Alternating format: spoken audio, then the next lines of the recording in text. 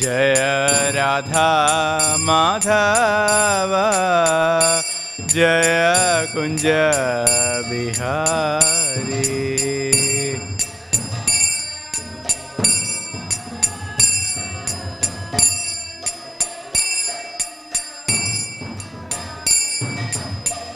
Hare Krishna, Hare Krishna, Krishna Krishna, Hare Hare, Hare Rama, Hare Rama, Rama Rama, Hare Hare.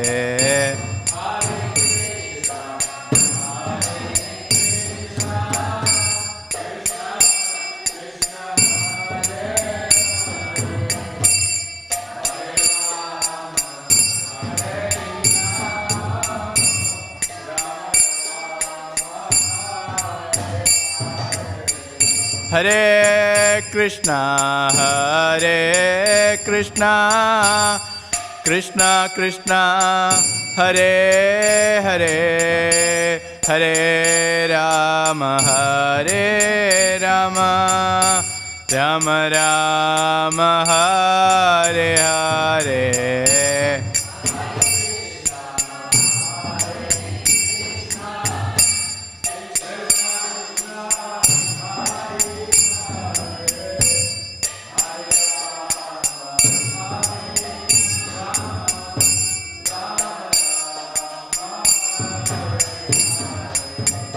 Hare Krishna, Hare Krishna, Krishna Krishna, Hare Hare, Hare Rama, Hare Rama, Rama Rama, Hare Hare.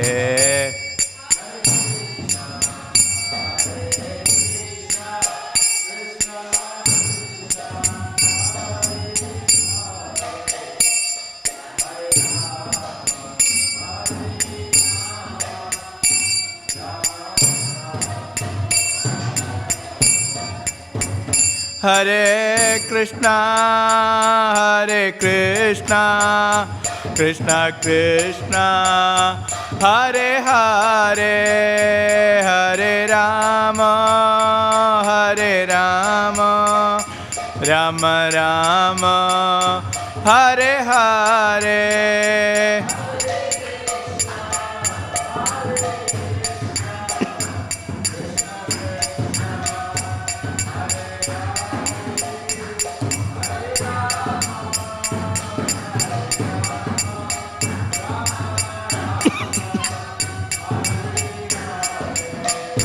Hare Krishna, Hare Krishna, Krishna Krishna, Hare Hare, Hare Rama, Hare Rama, Rama Rama, Hare Hare.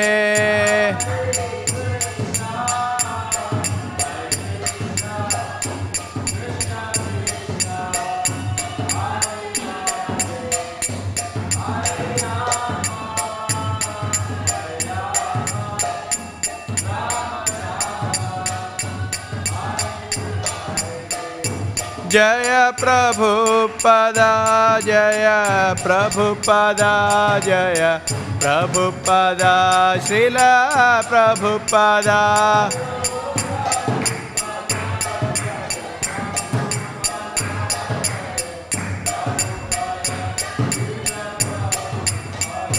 Jaya Jaya Prabhupada, Prabhupada, Prabhupada, Jai Jai Prabhupada.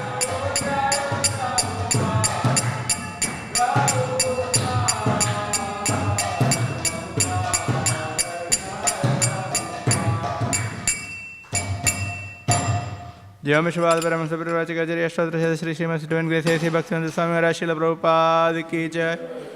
Jyam Vishwapad Paramahamsa Prabhupada Ashtotara Shri Śrīmad Bhaktivedanta Thakur Maharaj Śrīla Prabhupada ki jai, Ananda Kodi Vaishnava Vrnda ki jai, Namacharya Śrīla Haridash Thakur ki jai, Prem se kaho jai Shri Krishna Chaitanya Prabhu Nityananda Shri Advaita Gadadhar Srivasadi Gaura Bhakta Vrnda ki jai, Grantharaj Śrīmad Bhāgavatam ki jai, Nitai Gaura Premanande Hari Hari Bol. All glories to assembled devotees, all glories to assembled devotees.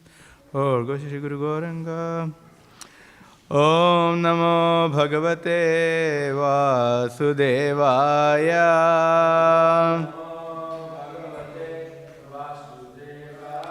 Om Namo Bhagavate Vasudevaya.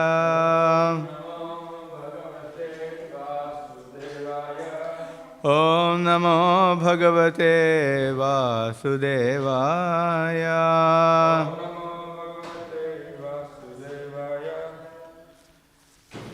Hare Krishna, we are reading from Śrīmad Bhāgavatam, Canto 6, Chapter 16, entitled King Chitraketu Meets the Lord, verse number 20.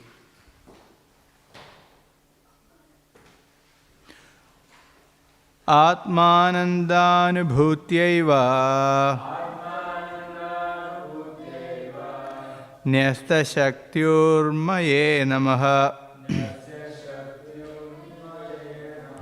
Hrishikeshaya Mahate Namante Nandamurtaye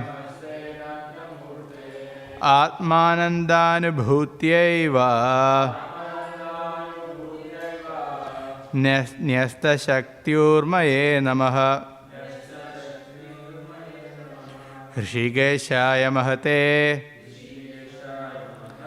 Namaste Nandamurtaye Atmanandanubhutyaiva Nyasta Shaktyurmaye Namaha Hrishikeshaya Mahate Namaste Nandamurtaye Atmanandanubhutyaiva Nyasta Shaktyurmaye Namaha Hrishikeshaya Mahate Namaste Nandamurtaye.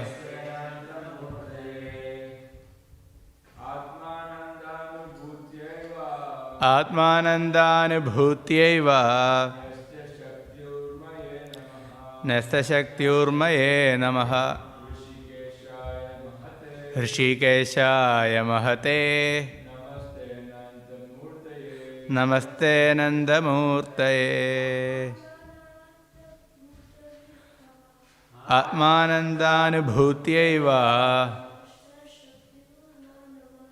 Nyasta Shaktyurmaye Namaha Hrishikeshaya Mahate Namaste Nandamurtaye. Atmanandanubhutyaiva Nyasta Shaktyurmaye Namaha Hrishikeshaya Mahate Namaste Nandamurtaye. Mataji. Atmanandanubhutyaiva Nyasta Shaktyurmaye Namaha Hrishikeshaya Mahate Namaste Nandamurtaye. Atmanandanubhutyaiva Nyasta Shaktyurmaye Namaha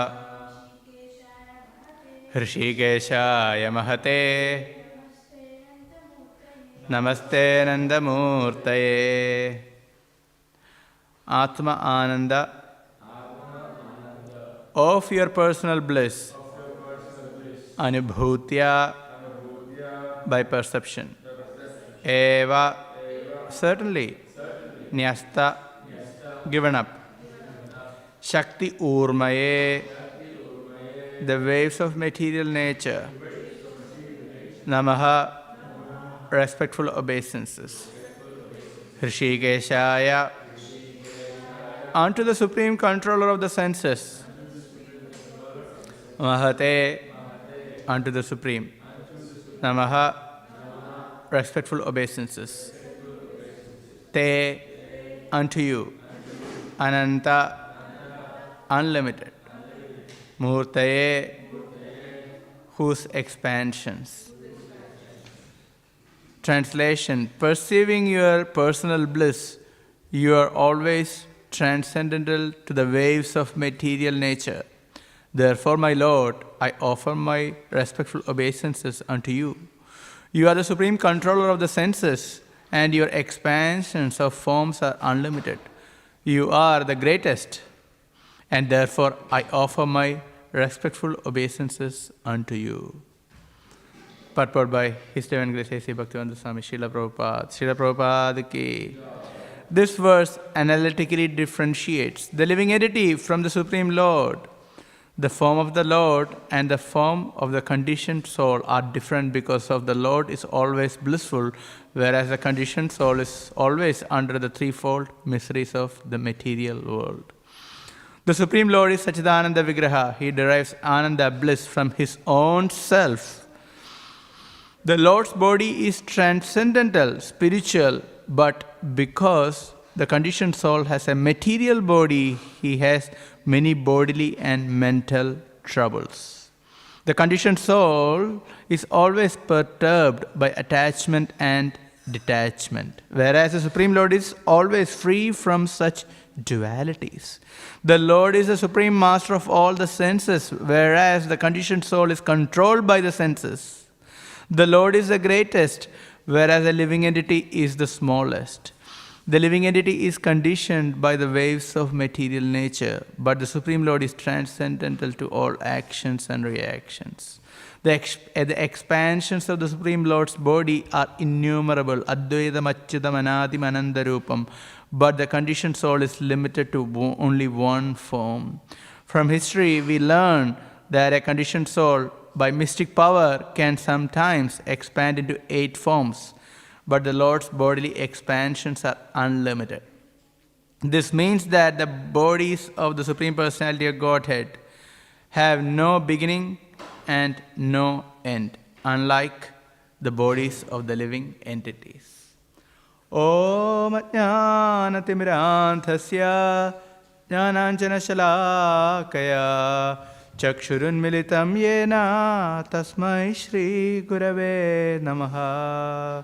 Shri Chaitanya Manobhishtam Sthapitam Yena Bhutale Swayam Rupa Kadamahyam Dadati Sapadantikam Vandeham Shri Guroh Shri Yuta Patagamalam Shri Gurun Vaishnavamscha Shri Rupam Sagrajatam Sahagana Raghunathanutam Tam Sajivam Sadvaitam Savadhutam Parijana Sahitam Krishna Chaitanya Devam Shri Radha Krishna Padan Sahagana Lalita Shri Vishakhanyatamscha He Krishna Karuna Sindho Dinabandho Jagatpate Gopesha Gopika Kanta Radha Kanta Namostute Tapta Kanchana Gaurangi Radhe Vrindavaneshwari Vrishabhanusute Devi Pranamami Haripriye Vanchagalpadarubhyasya Kripa Sindhubhya Evacha Patitanam Pavanebhyo Vaishnavebhyo Namo Namaha. Namo Vishnupadaya Krishna Preshthaya Bhutale Śrīmate Bhaktivedanta Swaminiti Namine Namaste Saraswate Deve Gauravani Pracharine Nirvishesha Shunyavadi Paschatya Deshatarine Jai Shri Krishna Chaitanya Prabhu Nityananda Shri Advaita Gadadha Shri Vasadi Gaura Bhakta Vrinda Hare Krishna Krishna Krishna Hare Hare Hare Rama, Rama Rama, Hare Hare. Bhutair Mahatbhir Yaima Puro Vibhu Nirmaya Shete Yadamusha Purusha Bhunkte Gunan Shodasha Shodashatmaka Solankrishishta Bhagavan Vacham Sime. Hare Krishna. Here we can see this beautiful prayer taught by Narada Muni to Chitraketu Maharaj. It's a continuation of prayers which started from the previous two verses, starting from Om Namastubhyam Bhagavate Vasudevaya Dhimahi. In this verse, as we can see, the Lord's eternal nature is described, and Srila Prabhupada takes this opportunity to categorically distinguish between the Supreme Lord and the living entity. The reason is that misconception is one of the greatest impediment in progressive Krishna consciousness. If one thinks that there is no difference between the Lord and the living entity, then there is no meaning in bhakti. Even on the path of progressive Krishna consciousness,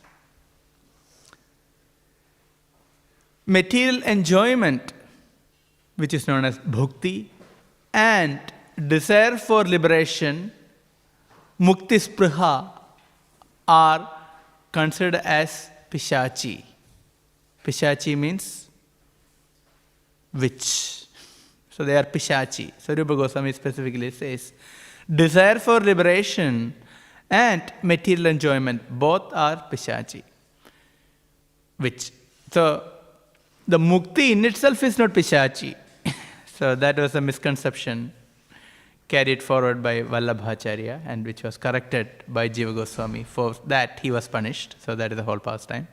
But mukti is not pishachi, but mukti spriha is pishachi.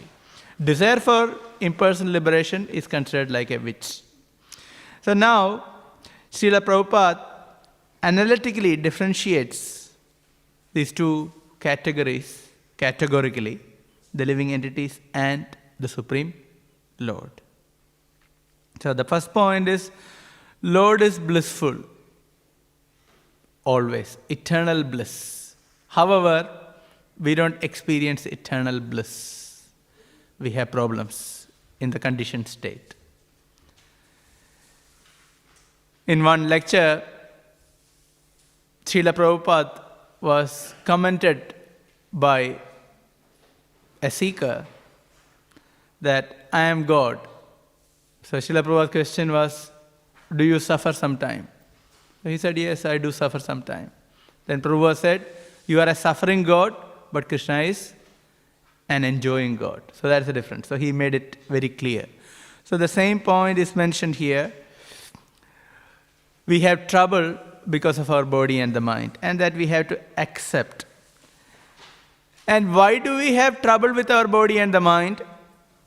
That is very nicely explained. So here the point is Hrishikeshaya, unto Hrishikesh. Hrishika means the senses. Isha means the controller, the Lord. So Krishna is the controller of the senses, but we are not. And so we have trouble with our mind and the senses, because they are overpowering. In other words, the material nature is overpowering, but the Lord is situated in eternal transcendental happiness, so he is unaffected by the material nature. And he is the controller of the senses. He is the controller of everyone's senses. That is the meaning of Hrishikesha. We can at max become controller of our own senses, but not everyone's senses. But the Lord is. That's why Hrishika is the category of senses. Everyone's senses are being ultimately controlled by the Supreme Lord. And he doesn't have a duality like us, because he has body, Satchidananda Vigraha, and that is his body. There is no inside and outside. There is no within and without. His body is one. That is Satchidananda Vigraha. Whatever is perceived as Krishna's body is the spiritual body. Whereas living entity find it very difficult to control the senses. However, in our Krishna consciousness, we need to realize that sense control in Krishna consciousness gives happiness. Sense control in Krishna consciousness gives happiness. This is something we need to realize on a daily basis. Because we have opportunity to control the senses on a daily basis. Not only daily, not hourly, but from moment to moment. We have the opportunity to control the senses or being controlled by the senses. And that we can see, it's our choice. So a devotee can have practical realization of happiness in Krishna consciousness, in serving Krishna, by controlling the senses. Without controlling the senses and mind, we cannot serve Krishna. Simple point, sleeping in versus getting up and attending Mangalarati and going through the morning program. What gives us happiness? Even if we are tired, if we get up in the morning and chant, we feel quite happy. Have you had that experience? Yes. We get up, come to the temple, attend Mangalarati, chant. Even though we're a little bit tired, but still we become happy, right? So we have this experience. Sleeping in doesn't give us any happiness, even though for body we are giving the comfort. And it can happen if we come very, very late, midnight, 1 o'clock, then it can be difficult to get up. That is understandable, but generally, little bit of tolerance is required. Otherwise, it is not possible to practice Krishna consciousness. Then, when the mind is disturbed by material desires, whose minds get disturbed by material desires? Probably I had to raise my hand first. So, our mind gets disturbed by material desires. And it can be very embarrassing, isn't it? What kind of desires are coming to my mind? I'm maybe chanting for so many years, but what kind of desires are coming to my mind? So we can see that the material desires themselves are not giving us any happiness, rather they are troubling us. So the opposite is the position of the Lord. He is Hrishikesha. Everything is under control, under his control. And he is finding happiness within, in his own body, Satchidananda Swarupa. In that he is finding his happiness. And think about failure to follow 4 regulative principles. It's miserable, isn't it? Struggling to follow regulative principles, it's miserable. So we can very clearly see that sense control in Krishna consciousness is very important, and we get the day-to-day realization about this when we control our senses and mind and when we don't. So it's a practical realization we can have, and it is very, very important for us. And we need to observe our mind.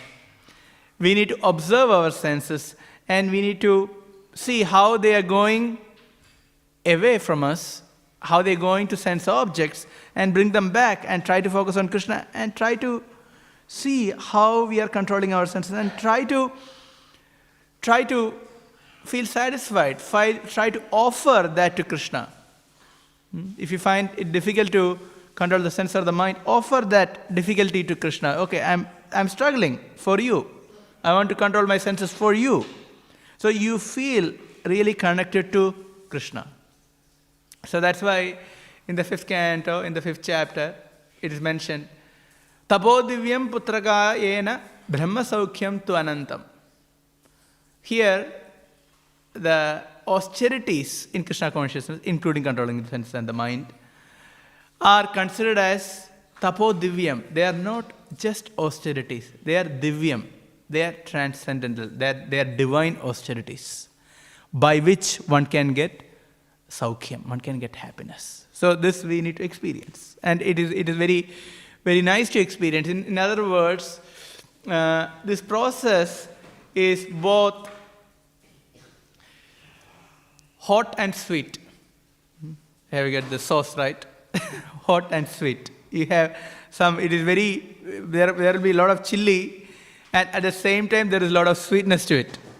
Sometimes there can be some chutney, some tomato chutney, or sometimes even mango chutney. Some people add chili.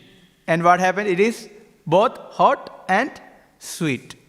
So controlling senses in Krishna consciousness is both hot and sweet. Because there is difficulty in controlling the senses and mind. But at the same time, since we are offering that to Krishna, there is sweetness. So Krishna makes sure that both are there. So this is something we need to experience. So we need to try.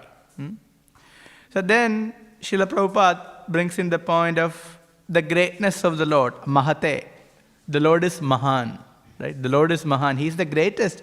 And that's why everything is under His control. Whereas the living entity is the smallest. The living entity can only control or can be present in one body. Right? We are not present in multiple bodies. We are only in one body. And Srila Prabhupada gives the example, according to the mystic powers, one may expand into 8 bodies. Currently it doesn't happen, but that is a mystic yoga process. One may expand into 8 bodies. Saubhari Muni did. He could expand himself into multiple bodies. Still, that is only 8 or 9. That's it. However, the Lord can expand into unlimited bodies. Advaitam Achyutam Anadim Anantarupam. Anantarupam. Unlimited forms. So when we talk about the incarnations of the Lord, it is mentioned just like the waves in the ocean. Can we count the waves in the ocean? Impossible. Similarly, the Lord's incarnations are also unlimited. Similarly, the suffering in this material world is also unlimited. If we are waiting for the problems to be solved in this world, it's not going to happen. As one person asked, when can we, I want to sort out this problem, and then when can I actually enter into bhakti? So the reply was, if you go in front of the ocean and if you want to take bath, don't wait for the waves to stop, because waves are never going to stop. Always there are waves going to come. So if we had to jump into the ocean, we had to jump into the ocean. Similarly, if we want to make advancement in bhakti, we had to take the next step. We had to take the next step.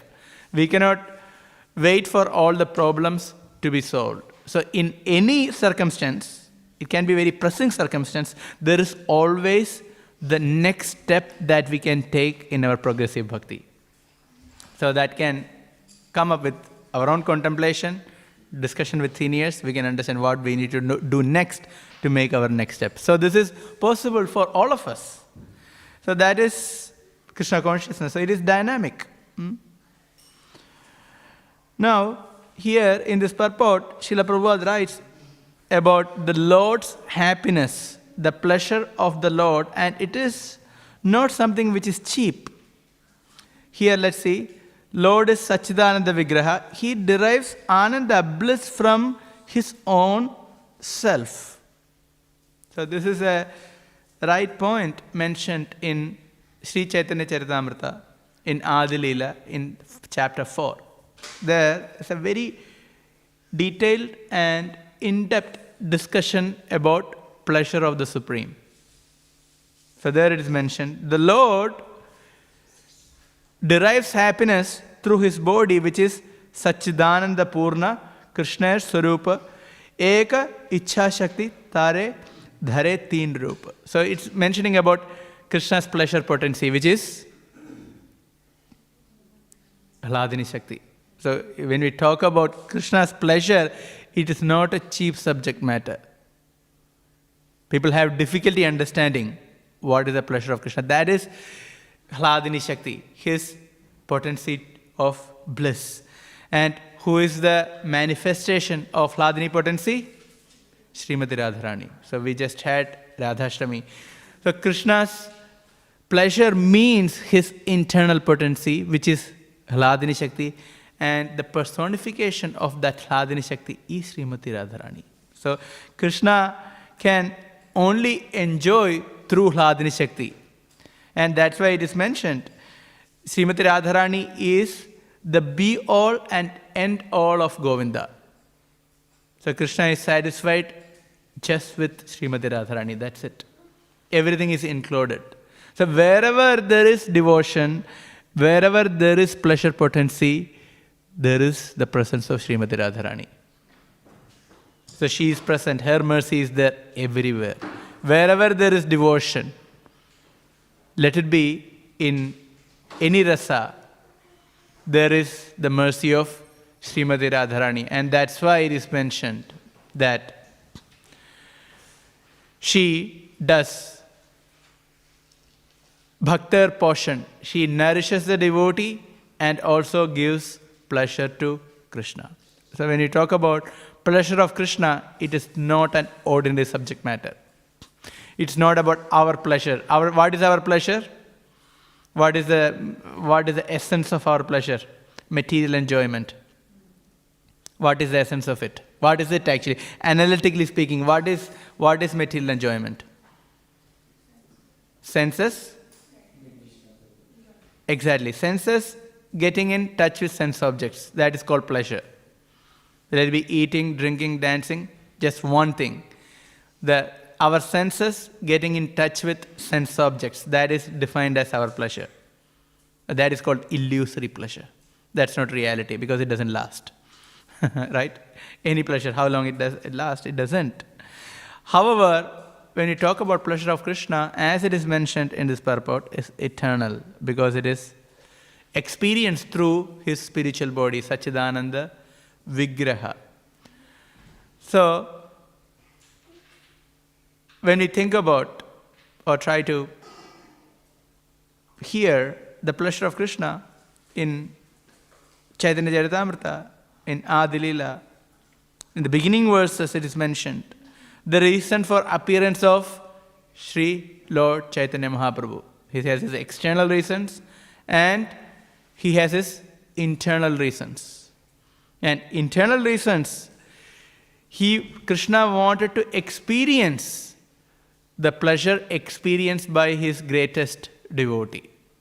Can you imagine? Even Krishna wanted to experience the pleasure experienced by his greatest devotee because he himself couldn't experience that pleasure. How that happens? Only if we have devotion, we can understand about the Lord. Anything about Lord. In other words, if we don't have, even in a material relationship, even if we don't have any appreciation for another person, we will not be able to see any good qualities in another person. And it goes the other way. If we have animosity, then we see all bad qualities, or we can only see bad qualities. It happens. If we have animosity towards someone, the bad qualities will be projected to the degree that one can only see bad qualities. Whereas, if we have affection for someone, we see good qualities. Or one may see some bad qualities as well, but one can at least see some good qualities. When it comes to Krishna and his devotees, Krishna doesn't have any bad qualities. He is the Supreme Lord. But proportionate to the devotion or proportionate to the affection and love of the devotee, proportionate to the bhakti, a devotee is able to perceive the qualities of the Lord. A devotee is able to perceive the sweetness of the Lord, depending on the devotion. If there is no devotion, one cannot see. So that's why in the 10th canto, 14th chapter, Lord Brahma prays that the Lord has innumerable qualities, unlimited qualities that cannot be counted. Even a scientist may be able to count the atoms in this world, but not the qualities of Krishna. One cannot count because He is unlimited. He is Ananta, as it is mentioned here in this verse as well. Namaste Ananta Murtaye. He is Ananta Murti. So we don't know. There is no limit to His qualities. That's why Lord Ananta Shesh with His unlimited hoods eternally glorifies Krishna, but still He cannot find the limit of Krishna's glories. And that is the meaning of Shesha. The Shesha, He's known as Shesha, means unlimited glory. He's glorifying Him unlimitedly. Still He cannot find any limit to it. So this is the position of Krishna's glories. But this can only be perceived if we have devotion. Prasada leshanugrahita evahi janati tattvam bhagavan mahimno nachanya ego bi chiram vichanvan. This is the Brahma's prayer. He says, how can we know? Prasada leshanugrahita evahi. One need to obtain a bit of mercy, a little bit of mercy. Prasada lesha. Otherwise, one cannot know the glories of the Supreme Lord. It is not possible. And now here we are talking about the sweetness of the Lord, as it is mentioned. Yena bhuda madhrima kidrisho va madiya. This is what Krishna is thinking. What is the adbhuta madhrima? Most wonderful sweet qualities that I possess. What are they? How can I know? How can this be known? Only through loving devotion. Otherwise one cannot know this. And who can know this? Only his devotees know. And who is the topmost devotee? Srimati Radharani. So only Srimati Radharani can know. That's why Sri Radhayaha Pranaya Mahima Kidrisho Vana Anaiva. He wanted to know what is that love. How can I know that? So this is the, these are the, Hare Krishna. Difficult to focus. So what is that? What is that? So that can only be known by greatest devotee. And Krishna wanted to experience this. And that's why he appeared in the form of Lord Chaitanya.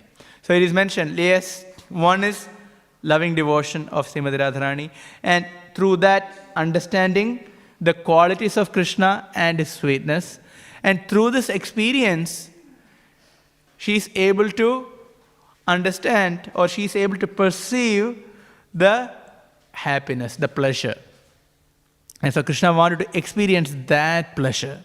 And that's why he appeared. Tat bhavatya samajani sachi garbha sindhau harinduhu. So it is compared just like from the ocean, moon rises. In the same way, from the womb of Sachi Mata, Lord Chaitanya appeared. Tat bhavatya. Resplendent with that mood. So to understand the mood of Srimati Radharani and the love experienced by her, and the sweetness and the qualities experienced by her, and the pleasure experienced by her.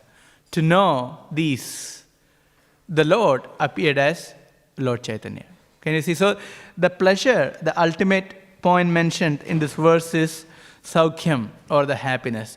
So the happiness experienced by the topmost devotee is even inconceivable to the Supreme Lord.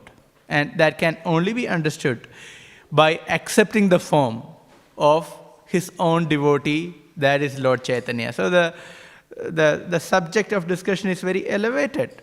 And what is the selfless devotion of the devotees? It is mentioned, their selfless devotion is such that their pleasure is pleasure of Krishna. The greatest devotees of the Lord are not interested in their own pleasure. They are interested only in giving pleasure to Krishna. They don't want personal pleasure. So this is selflessness. They don't want personal pleasure. But the contradiction is that they experience greatest pleasure. So that's what is mentioned. So the pleasure experienced by these greatest devotees, gopis, are millions of times more than that experienced by Krishna. So Krishna's Kaviraj Goswami mentions that this is the greatest contradiction. They don't want any pleasure, but the pleasure experienced by them is millions of times greater than that experienced by Krishna. So how can we understand? Then it is understood that the only way we can resolve this contradiction is their pleasure is pleasure of Krishna. That is their pleasure.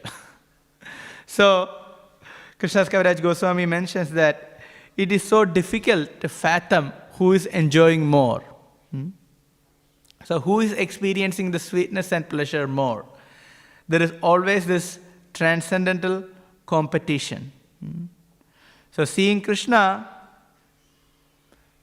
his greatest devotee's pleasure increases many folds. And then when their pleasure increases, Krishna's pleasure increases even further. And seeing that, the devotee's pleasure increases even further. So that's why it is mentioned there is a transcendental competition. So there is a competition in who is experiencing more pleasure. It's not a conscious competition, but that's what happens. So this is the meaning of unlimited happiness. So material happiness is temporary, and it's always marginal returns. If you get the same thing, after some time, we don't want. How many gulab jamuns can we eat? After a few, how many can you eat? 5. Okay, she can eat 5. So she can eat 5 gulab jamun. How about the 6th one? No, she is telling no. So this is the problem in this material world. We love to eat gulab jamun, but initially we become very enthusiastic, but after 5 for her, it becomes difficult. And after 6, it becomes more difficult. After some time, it becomes painful. Have you participated in eating competition? I haven't. But there are people who participate in eating competition. I have seen Varuni drinking competition for Balaram Purnima, Varuni drinking competition. I still remember. One devotee challenged another devotee. I'm going to beat you. Or it happens every year. I'll beat you. Start drinking Varuni. Varuni juice is very intense. It has cream, it has honey, it has contains milk, whatever you love. So 2 devotees are sitting, or many devotees are sitting. 1, 2, 3, it is okay, right? First 2 cups, everyone enjoys. After that, the competition starts. After 3, 4, 5, competition starts. Then there are devotees sitting to motivate each other. Don't think too much. Get the cup and just give it a go. So here, I remember one devotee challenged another devotee. And both were drinking, 1 cup, 2 cup, just going on. 5, 6, not so many, 6, 7. And this devotee finally took 10 cups. And he was finished. And the other devotee took 11. So this devotee couldn't do anything. Okay, after 10 cups, he was done. And after that, he said he went home. Whole night he couldn't sleep.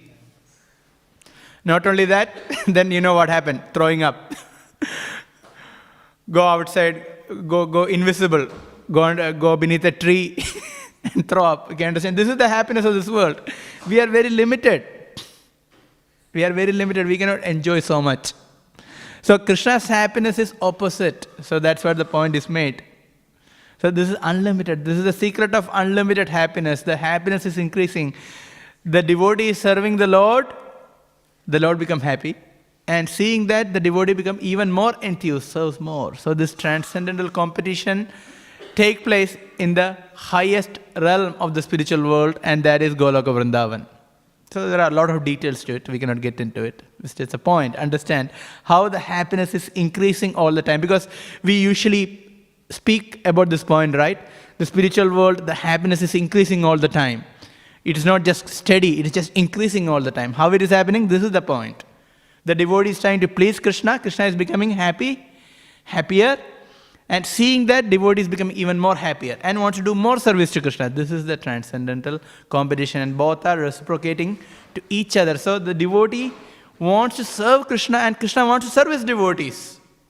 because only pure devotees are present in the spiritual world. And this service goes on eternally. This is the spiritual world. And Lord Chaitanya wanted to experience this, and that's why he appeared in this world in the mood of Srimati Radharani.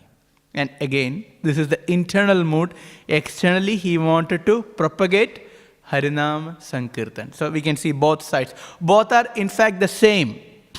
We should never consider that one is inferior and the other is superior.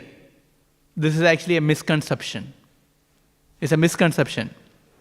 One devotee told me, yeah, I know ISKCON, and other people are telling that ISKCON, they just push preaching.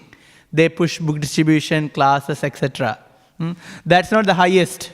We have to be absorbed in the pastimes of the Lord. So, preaching, that's not the highest. So there is always this misunderstanding that if you just discuss the pastime, that is the highest. Of course, pastimes are very important and devotees should read, hear, relish the pastimes. At the same time, both preaching and hearing pastimes are two sides of the same coin. They coexist. That's what Lord Chaitanya taught us. So he had both missions. Both are, we cannot say that one is inferior and one is superior. One is external, internal. External doesn't mean that it is inferior, because for the Lord there is no internal or internal or external as material and spiritual. Both are spiritual. And so, the Lord Chaitanya experienced the highest forms of ecstasy. And these ecstasies are mentioned in Antilila of Chaitanya Charitamrita. And that's why in the beginning, in the Adi Leela itself, in the 4th chapter itself, Krishna's Kaviraj Goswami gives a glimpse of it. He says that whatever Srimati Radharani experienced when Krishna left Vrindavan, whatever ecstasies, Unmada, divine madness, she manifested when Uddhava reached Vrindavan, Lord Chaitanya manifested the same in Jagannath Puri, in the Antilila, as it is mentioned. So that is the significance of Jagannath Puri, because that is the place the Lord manifested the highest form of ecstasies. In Antilila, there is another pastime which is very significant for today, because today is the disappearance day of Haridash Thakur. The Lord was manifesting all these wonderful and deep pastimes in Jagannath Puri. As he was enacting these pastimes, he would go and meet Haridash Thakur on a daily basis. Haridash Thakur is a very special personality. Even though born in a Muslim family, the Lord conferred upon him the title Namacharya. He is known as the Namacharya. As we know, he chanted 192 rounds. 64 rounds in the mind, 64 rounds as japa that one can hear, and 64 rounds aloud for everyone. So Haridash Thakur is glorified by Sanatana Goswami for both his achar and prachar. He practiced and he preached. We hear in many instances where Haridash Thakur preached Krishna consciousness and he made great devotees, like Raghunath Das Goswami. Every day, Lord Chaitanya would go and meet Haridash Thakur with some prasadam in his hand from Jagannath Puri temple. Because Haridash Thakur, as a Muslim, he never entered Jagannath Puri temple. He considered himself lowest and he didn't want to enter Puri temple. So the Lord, or Jagannath himself in the form of Lord Chaitanya, would arrive and personally deliver some Mahaprasadam to Haridash Thakur. So this was the daily routine. So one day, Lord Chaitanya went to meet Haridash Thakur. So when he met Haridash Thakur was lying down on his back. And Lord Chaitanya asked, "Why don't you accept some Mahaprasadam? I have brought some Mahaprasadam." Haridash Thakur told, "I haven't finished my chanting, so how can I partake in Mahaprasadam?" See the consciousness of Haridash Thakur. He didn't want to eat anything without finishing his chanting. And when will that finish? We don't know. 192 rounds. So he said, how can I take? But Haridash Thakur told that, look, since you have brought Mahaprasadam, how can I say no? So he got up, he offered the prayers to Mahaprasadam, and he took a little portion. Then Mahaprabhu, he went. Next day, Lord Chaitanya again came. Haridash Thakur offered his obeisances unto the feet of Lord Chaitanya. So Lord Chaitanya asked Haridash, "How are you?" Lord Chaitanya said, even though he was very sickly, Haridash Thakur told, "My body is all right, but my mind and intelligence are not well."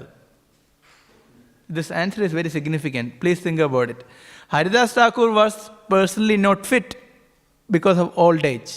He was lying down, but what was his reply? He said, "My body is all right, but my mind and intelligence are not well." And what do we think?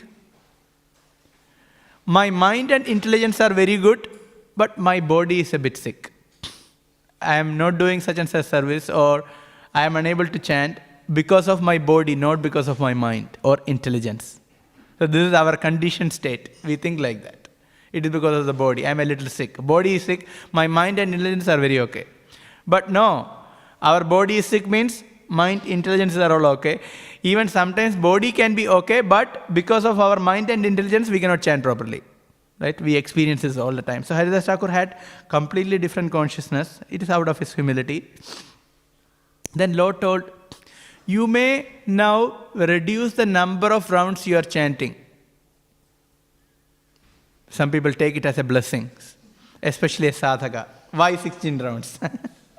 A few rounds are better. So he asked Haridash Thakur, "You don't need to chant so many rounds because now you are in your old age and you are also liberated."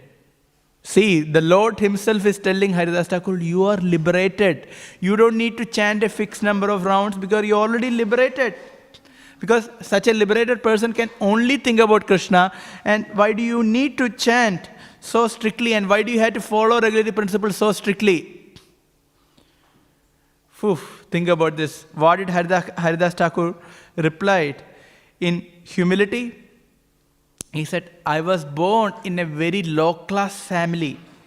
My body is the most abominable, and I am always engaged in lowly work.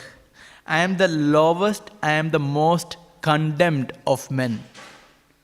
Please try to understand the consciousness of Haridash Thakur.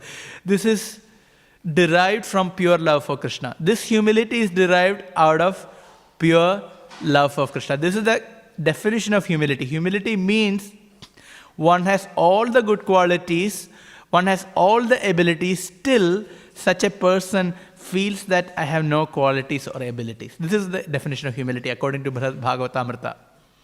Sanatana Goswami explains. So Haridash Thakur is demonstrating. He is telling, I am the lowest. I am unseeable and I am untouchable. Think about this. I am unseeable. In other words, if someone sees me, they will get some sinful reaction. I am untouchable. A devotee genuinely feels on this platform, and still you have accepted me as your servant. This is the words of Haridash Thakur. Still you have accepted me as your servant. And from the hellish condition, you have raised me to Vaikuntha platform. So again, can you see? On one side, Haridash Thakur told he is the most abominable. Now he is telling, because of your humility, O Lord Chaitanya, you have raised me to the Vaikuntha platform. And he said, you have enacted so many pastimes. You have enacted so many pastimes through me. We can see that the Lord Chaitanya makes Haridas Thakur speak about the glories of the holy name. Lord Chaitanya enacted this pastime as narrated by Haridas Thakur, by which the Shraddha Patra was given to Haridas Thakur after the Shraddha ceremony performed in the house of Advaitacharya. Usually the topmost Brahmana is given the Shraddha Patra. Advaitacharya gave the Shraddha Patra to Haridas Thakur, because Advaitacharya recognized the position of Haridas Thakur. So now Haridas Thakur is telling, you enacted so many pastimes through me. And then Haridas Thakur humbly requests the Lord, I have one more desire to be fulfilled. I have one desire. Please understand, Haridas Thakur is Brahma Haridas. He was Lord Brahma himself in his previous life. Since he committed an offense by testing Krishna, by stealing the cows and the cowherd boys, or at least attempting to steal the cows and the cowherd boys, he wanted to atone for that by accepting such a lowly position. So he wanted a lowly birth, and that's why he got this position. And he went through all these pastimes, and now at the end, Haridas Thakur requests to Lord Chaitanya, I have one desire for a very long time. He said, Oh my Lord, I can see that, I can feel that you are going to depart from this world very soon, because you have preached far and wide the glories of the holy names. And now you are going to depart from this world. And oh my Lord, please don't show me this final chapter of your pastime. This is the desire of Haridas Thakur. Please make me see this final chapter of this pastime. I don't want to live without you. I don't want to see you departing from this world. This is my only desire. He said, I really desire to catch your lotus feet upon my heart and see your moon-like face. We can see, if you look at Lord Gauranga and Lord Nityananda, we can see moon-like face, correct? Very attractive. You can see Lord Chaitanya, see his face, a moon-like face, very, very attractive. He said, I want to keep both your lotus feet on my heart, see your moon-like face, and I want to chant Shri Krishna Chaitanya, Shri Krishna Chaitanya, and chanting your holy names, I want to leave from this world. So the Lord told, he was very much touched by this. So he told Haridas Thakur, Lord Krishna is so merciful that I have obtained your association. And whatever happiness I have, it is because of your association. And it is not fitting for you to go away after leaving me. This is the statement of Sri Chaitanya Mahaprabhu. He's not just bluffing. He's not making a statement. He felt the depth of connection with Haridas Thakur. But he said, look, if that is your desire, then that desire will be fulfilled. So hearing this, Haridas Thakur told that, what can happen if I leave this world? I am so insignificant like an insect. So if an insect dies, nothing happens to this world. Similarly, if I leave this world, nothing happens to this world. So what is there? I am ready to leave this world. Lord Chaitanya, he had to perform his noon duties, because that day it was already noon. He had to go to the ocean in Jagannath Puri. He had to take bath and he had to do his noontime duties as a sannyasi. He said, I had to go, and Lord Chaitanya left. After that, next day again Lord Chaitanya arrived with all the devotees. As soon as they arrived, Lord Chaitanya instructed all his devotees, start a big kirtan. So the devotees over there, they started a big kirtan and devotees started chanting and dancing. As usual, Vakreshwar Pandit was the chief dancer. He could dance for about 72 hours. That's why Lord Chaitanya said, if I have one more devotee like you, I will fly, because you are one of my wings. So both, if 2 wings I have, I can fly. That is the words of Lord Chaitanya. That is Vakreshwar Pandit.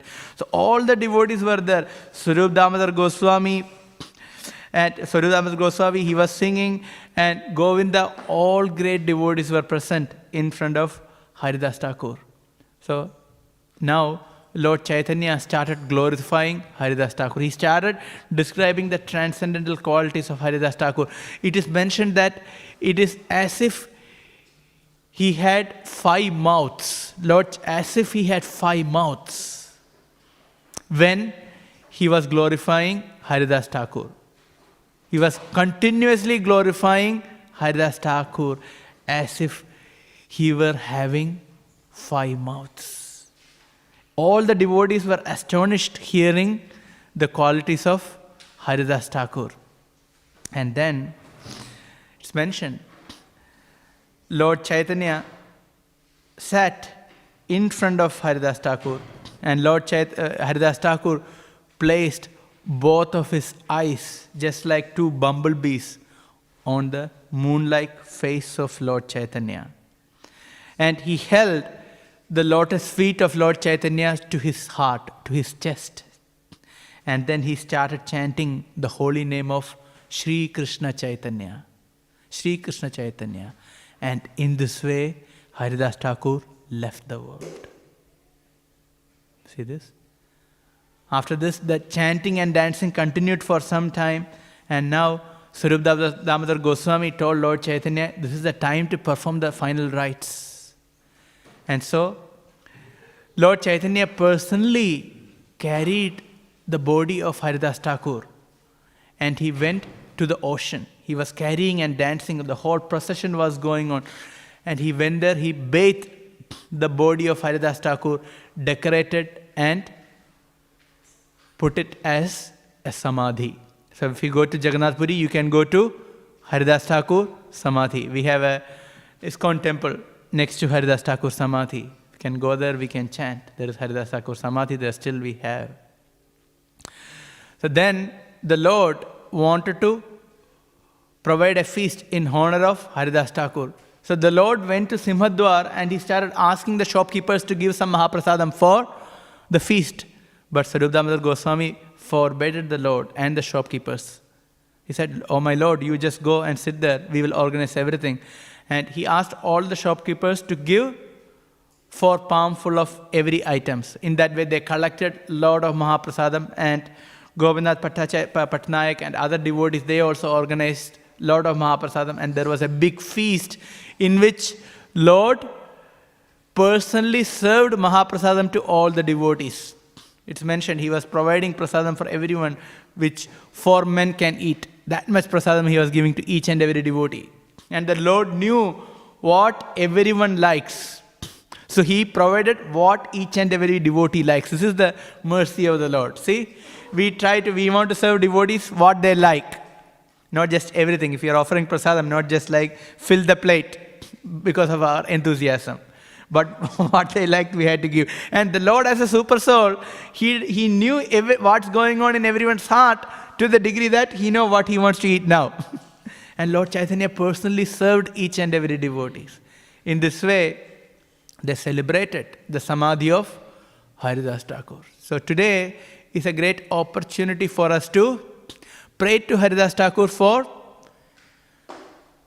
chanting Krishna's names properly. We need to pray for that. We struggle, at least I struggle chanting Krishna's name. It's not proper. So need the mercy of Haridash Thakur.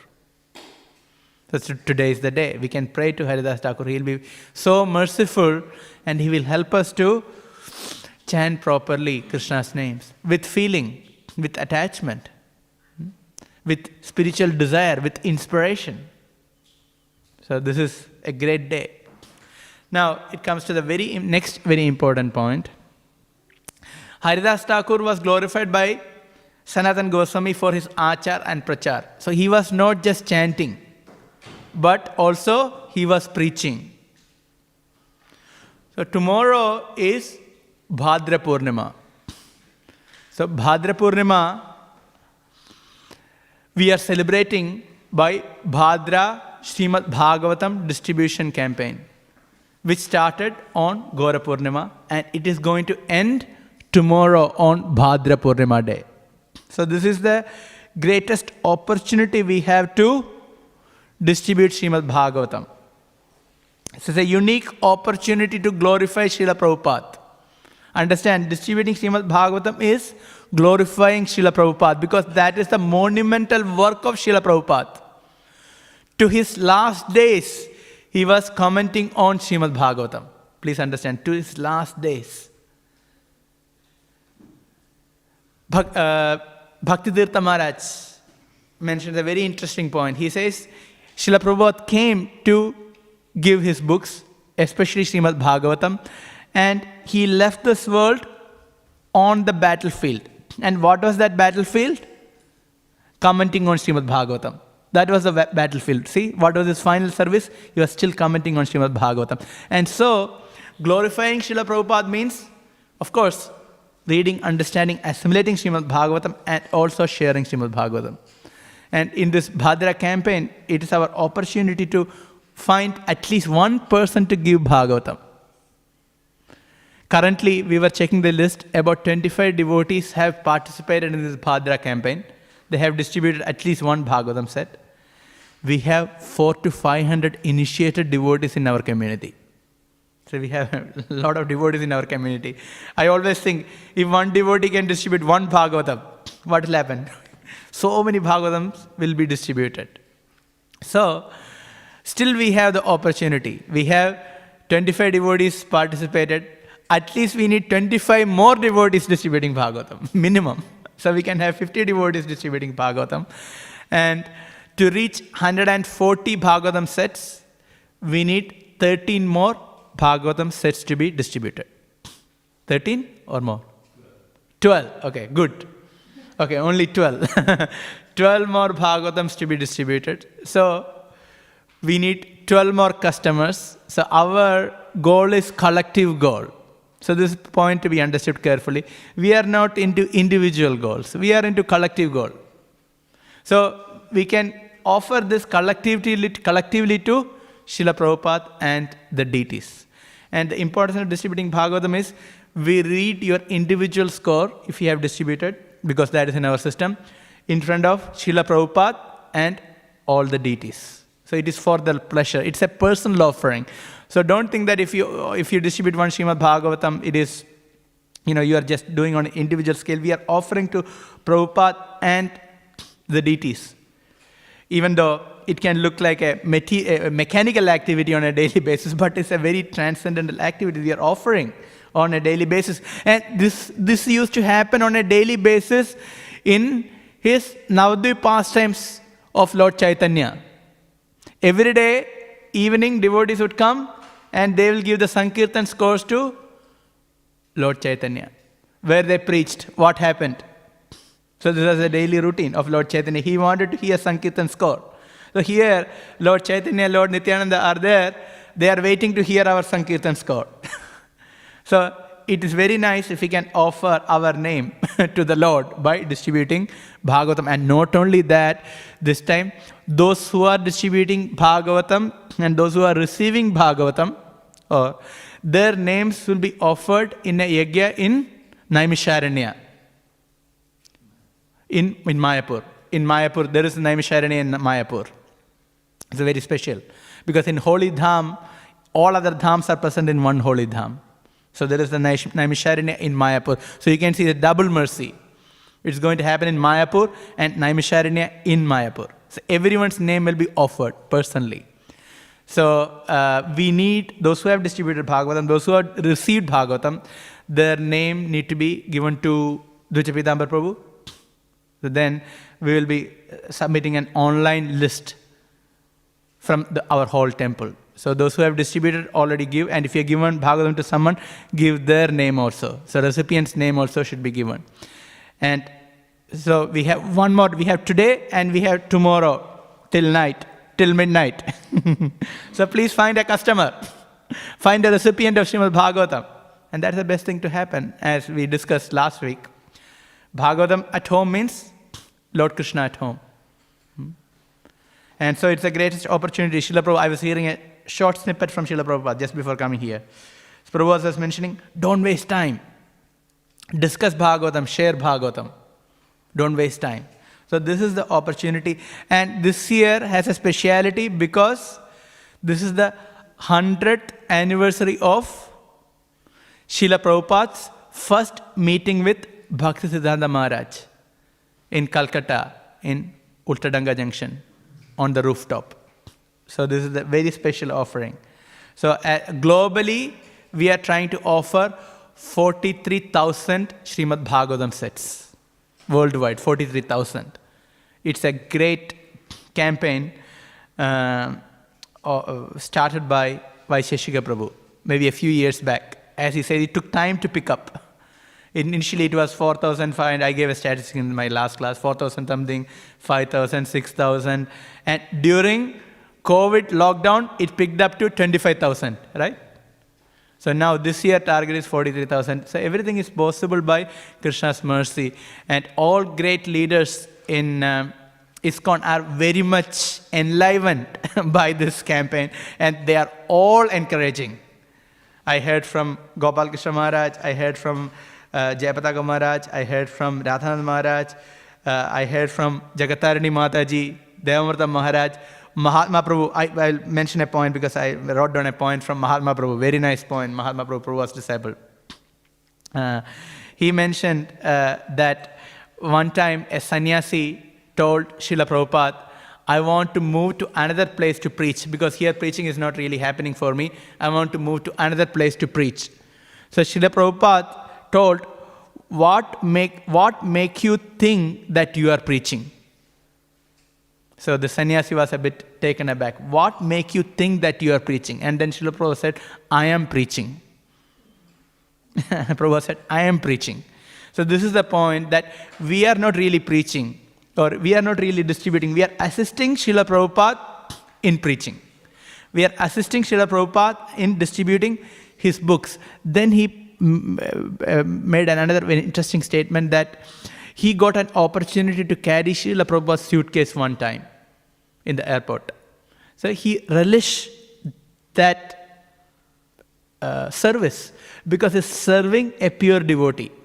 So he mentioned serving a pure devotee is the greatest privilege, it is the greatest honor, and is the greatest ecstasy. Correct? We all agree? Serving, we know if a guru is coming, a senior devotee is coming, everyone wants to serve. It is the greatest honor, it's the greatest privilege, it's the greatest ecstasy, it's the greatest happiness, serving a pure devotee. So he mentioned the point that now, by distributing Śrīmad Bhāgavatam, we are personally serving a pure devotee. Who is that? Srila Prabhupada. So this is the greatest opportunity that we have. And Prabhupada will be pleased, and that will make Srila Prabhupada smile. So Mahatma Prabhu said, okay, we should distribute Bhagavatam to make Srila Prabhupada smile, because that is the perfection of our life. So with this, I conclude today's talk and see is there any questions or comment. Hare Krishna. Yes, Sivya. Hare Krishna, Prabhuji. Thanks for the wonderful class. You were talking about self-gratification. So my question is that if we experience happiness in the consciousness, would that be selfish about it, we're experiencing it and we don't know whether Krishna is happy or not? So would that be So just let me repeat your question. The last part was a bit, I couldn't understand. So we talked about sense gratification, and if we experience happiness in Krishna consciousness, is it selfish? Is that the question? Okay.